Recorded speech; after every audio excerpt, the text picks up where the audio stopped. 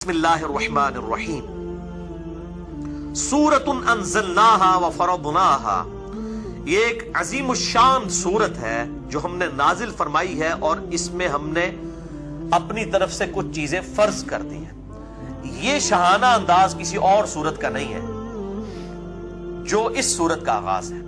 کہ یہ وہ عظیم الشان سورت ہے جو ہم نے نازل فرمائی اور اس میں ہم نے احکام مقرر فرمائے، ظاہر ہے بڑے اہم احکام آنے والے ہیں۔ وَأَنزَلْنَا فِيهَا آيَاتٍ بَيِّنَاتٍ، اور اس میں ہم نے نازل فرمائی ہیں اللہ تعالیٰ کی روشن آیات، لَعَلَّكُمْ تَذَكَّرُونَ، تاکہ تم نصیحت حاصل کر سکو۔ الزَّانِيَةُ وَالزَّانِي، زنا کرنے والی بدکار عورت اور زنا کرنے والا مرد، فَاجْلِدُوا كُلَّ وَاحِدٍ مِّنْهُمَا مِئَةَ جَلْدَةٍ، ان دونوں میں سے ہر ایک کو 100 کوڑے لگائے جائیں گے، یعنی 100 کوڑے مرد کو اور 100 ہی عورت کو۔ اور اس میں امپلائڈ ہے کہ وہ اگر شادی شدہ نہ ہو، اس میں میں ڈیٹیل سے گفتگو انشاءاللہ کروں گا۔ وَلَا تَأْخُذْكُمْ بِهِمَا رَأْفَةٌ فِي دِينِ اللَّهِ، اور دیکھنا اللہ تعالیٰ کی طرف سے یہ سزا اسٹیبلش کرتے ہوئے، یہ حدود جاری کرتے ہوئے تمہارے دل میں کسی کے لیے نرمی نہ آ جائے، جو صحیح بخاری اور صحیح مسلم کی متفق علیہ حدیث ہے اور مشکات میں بھی موجود ہے، حدود میں جو نرمی کرنے والے معاملات ہیں اس چیپٹر کے اندر،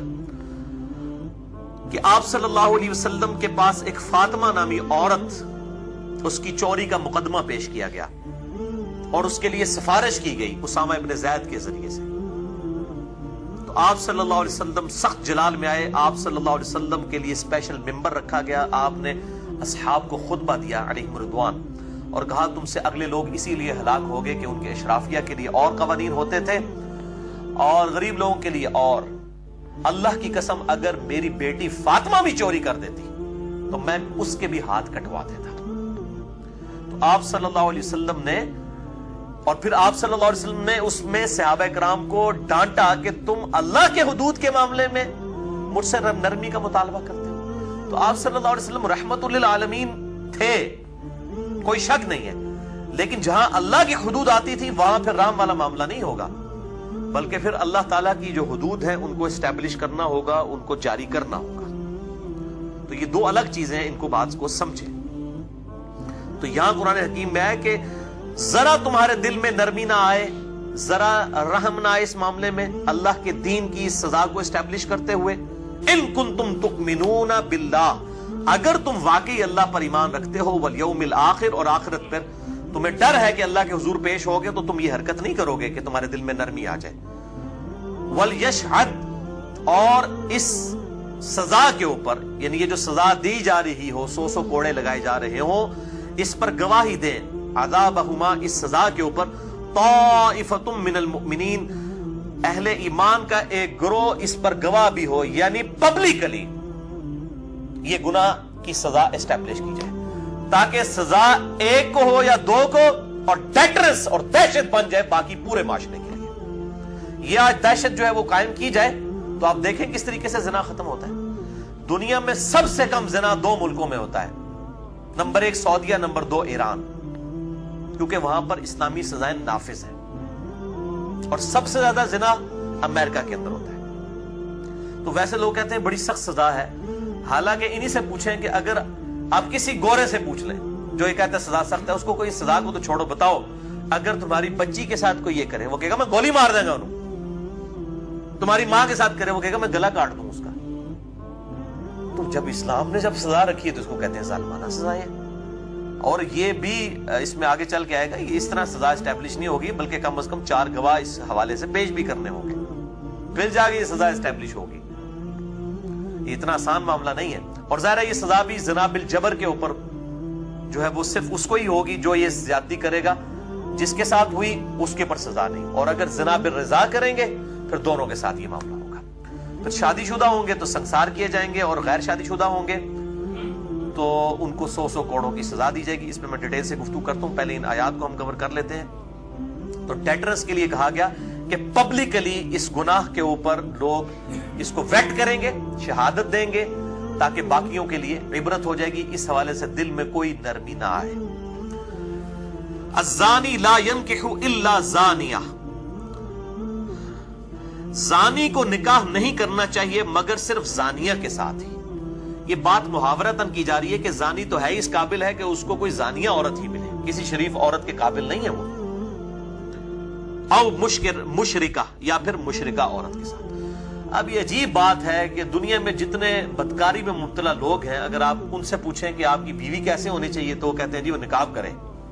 اور اپنی حرکتیں ان کی آپ دیکھ لیں کس قسم کی ہوتی ہیں۔ تو اللہ تعالیٰ فرما رہا ہے کہ یہ جو اس طرح کے جو بدکار مرد ہیں نا، یہ تو قابل اس کے ہیں کہ ان کو بدکار عورتیں ہی ملیں، یہ انہی عورتوں کے قابل ہیں یا مشرکہ عورتوں کے۔ وَالزَّانِيَةُ لَا يَنْكِحُهَا إِلَّا زَانٍ، اور زانیہ نکاح نہ کرے مگر ایک زانی مرد کے ساتھ، او مشرک یا مشرک مرد کے ساتھ۔ وَحُرِّمَ ذَلِكَ عَلَى الْمُؤْمِنِينَ، اور یہ جو زانی عورتیں ہیں یہ اہل ایمان مردوں کے لیے تو حرام کر دی گئی ہے، الا یہ ہے کہ کوئی عورت توبہ کر لے بڑے سچے دل کے ساتھ اور وہ نیکی کے راستے کے اوپر آ جائے تو پھر اس کو ظاہر ہے اس گناہ کے اوپر عاد نہیں دلائی جائے گی۔ اس قسم کی ایمیز بھی مجھے آتی ہیں لوگوں کی طرف سے کہ ہم ایسی عورتیں جو اس قسم کے معاملات میں مبتلا ہیں، اگر وہ سچے دل سے توبہ کر لیں تو ہم کیا ان کے ساتھ نکاح کر سکتے ہیں؟ تو بہت نیکی کا کام ہے، لیکن ان کو پھر اس ماحول سے دور رکھا جائے، کیونکہ ایسی عورتوں کو پھر اس قسم کی برائی کی عادت پڑ چکی ہوتی ہے۔ تو نیکی کا کام ہے اگر وہ توبہ کر لیں۔ والذین یرمون المحصنات، اور جو کوئی تہمت لگاتے ہیں محسنہ پاک باز پاک دامن عورتوں پر، ثم لم یأتوا بأربعۃ شہداء، اور اس کے بعد وہ 4 گواہ نہیں پیش کر سکتے، یعنی کسی پر تہمت لگائی کہ اس نے زنا کیا ہے، پھر 4 گواہ نہیں لا سکے، اور 4 گواہ بھی ایسے ہونے چاہیے جو ایکزیکٹ انٹر کورس کی حالت میں جنہوں نے دیکھا ہو۔ بخاری مسلم کی حدیث اس پر گواہ ہیں۔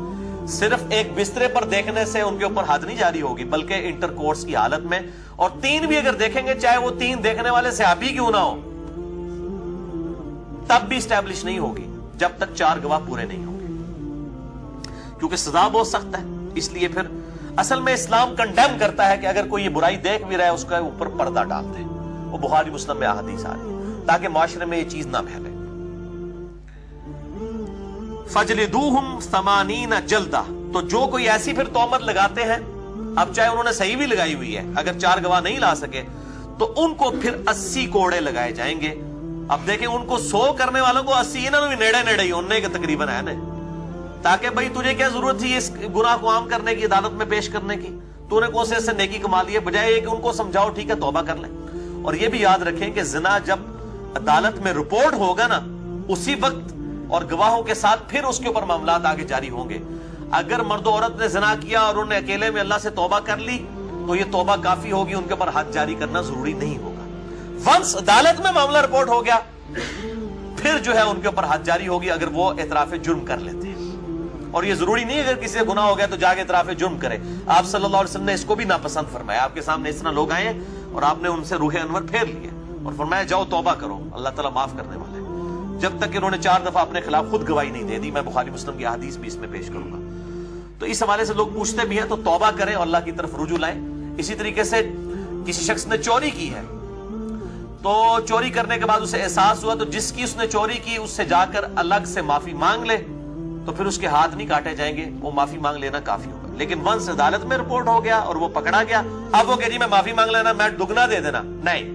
اب پبلکلی جو کہ رپورٹ ہوا ہے گناہ، اب اس کے ہاتھ کاٹے جائیں گے۔ ورنہ اس طرح کی چیز جب پبلکلی رپورٹ ہوتی ہے پھر سزا نہیں دی جاتی تو گناہ پھیلتا ہے۔ اس کی حکمت سمجھیں، یہ دہشت کے لیے ہے، ڈیٹرنس کے لیے ہے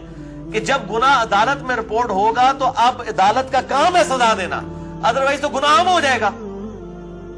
اور لوگوں کو کھلی چھٹی ملے گی۔ اور جب چیز عام نہیں ہوگی، اس طریقے سے پبلکلی نہیں پھیلے گی، پھر اس طرح کے معاملات کے اوپر جو ہے وہ اس کے اوپر پردہ ہی ڈالا جائے گا۔ بہرحال اب اس میں ماڈرن دور کے حوالے سے یہ بھی گفتگو کی جاتی ہے کہ 4 گواہ نہیں ملے، اب کسی عورت کے ساتھ زنا بالجبر ہوا ہے تو اب وہ کہاں سے 4 گواہوں کو تلاش کرے۔ تو اس میں پھر سائنٹیفکلی ظاہر ہے کہ مدد لینے میں کوئی حرج نہیں ہے۔ اگر آپ کو کانفیڈنس ہے کہ ڈی این اے ٹیسٹ اور ان چیزوں کے ذریعے بالکل ایمانداری کے ساتھ کوئی رپورٹ جنریٹ کرتا ہے اور اس طرح کی چیزیں اسٹیبلش ہو جاتی ہیں تو پھر اس میں اجتہاد کرنے کی ضرورت ہے۔ ظاہر ہے کہ اسلام نے جو 4 گواہوں کا کہا ہے اس وقت تو یہی کیا جا سکتا تھا نا، اسی طریقے سے اگر کوئی ویڈیو میں اس طرح کی چیز آ جاتی ہے، ظاہر جعلی ویڈیو بھی بن جاتی ہیں، اس میں پورے طریقے سے اگر تحقیق کی جائے اور کسی شخص کو اس کی ویڈیو دکھائی جاتی ہے اور پبلکلی وہ عام ہو جاتی ہے اور پھر وہ خود اعتراف جرم کر لیتا ہے، پھر تو اس کے اوپر گواہ لانے کی ضرورت نہیں، اگر وہ اعتراف جرم کر لیتا ہے تو پھر اس کے اوپر سزا جاری کی جائے۔ اسی طریقے سے اگر کوئی عورت اس کی وجہ سے، کیونکہ یہ ضیاء الحق کے زمانے میں بھی حدود آرڈیننس پاس کیا گیا، اس کی وجہ سے کئی عورتیں جن کے ساتھ زیادتیاں ہوئی الٹا ان کو جیل میں ڈال دیا گیا، اس کی وجہ سے اسلام کی بڑی بدنامی ہوئی، وہ گواہ نہیں لا سکی۔ تو اس میں اب سائنس چونکہ ترقی کر چکی ہے اور اگر ڈی این اے ٹیسٹ کے ذریعے یہ چیزیں اسٹیبلش ہو جاتی ہیں کہ واقعی اس طرح کے کوئی معاملات ہوئے ہیں اور وہ پورا ڈیفینٹ علم ہے، تو اس کے بعد پھر کسی چیز کی ضرورت نہیں رہتی۔ ظاہر اس وقت تو اسی طریقے سے ہی کام کیا جا سکتا تھا نا کہ 4 گواہوں کو لایا جاتا۔ تو اس معاملے میں جو ہے نا اجتہاد کی ضرورت ہے۔ ظاہر ہے اجتہاد کا دروازہ تو قیامت تک کے لیے کھلا ہے۔ اسلامی سزائیں کوئی نہیں بدل سکتا۔ یہ جو کہتے ہیں نا شریعت بدل دی ہے جی، اب ویڈیو کے اوپر اور ڈی این اے ٹیسٹ کے اوپر فیصلے ہو رہے ہیں تو یہ شریعت شریعت نہیں بدلی۔ شریعت تب بدلی جائے گی جب کوئی چوری اور زنا کی سزا کو بدل دے۔ حدود تو اپنی جگہ موجود ہے، اس حدود تک پہنچنے کا ذریعہ کیا ہے کہ اگر وہ مجرم خود اعتراف جرم کر لے، میں بخاری مسلم سے حدیث پیش کروں گا، کوئی گواہ نہیں ہے، اس نے خود اعتراف جرم کر لیا، ایک عورت ہے اس نے خود اعتراف جرم کر لیا، تو اب پیچھے کون سی گنجائش رہ جاتی ہے؟ اس طریقے سے اگر ویڈیو سامنے آ جاتی ہے یا کوئی ڈی این اے ٹیسٹ آ جاتا ہے اور اس کے ساتھ یہ اسٹیبلش ہو جاتی ہے چیز، تو اس کو ساری چیزیں بتائی جائے اور پبلکلی جب چیز آ جائے تو اس کو سزا ضرور دینی چاہیے۔ ورنہ اگر کسی کے ساتھ ایسا معاملہ ہو گیا ہے، اس کے اوپر پردہ رکھتا ہے تو ظاہر ہے وہ زیادہ بہتر ہے، اور اب تو میڈیا کا دور ہے، الٹا مصیبت ہی پڑ جاتی ہے، یعنی وہ اس طریقے سے پھر جو ہے بدنامی زیادہ ہو جاتی ہے۔ تو اسلام کی جو حکمت ہے کہ گناہ جو آئے اس طرح کا گناہ تو اس کے اوپر پردہ ڈالنے میں ہی عافیت ہے، ادروائز جو ہے وہ معاملات بہت زیادہ بگڑ جائیں گے۔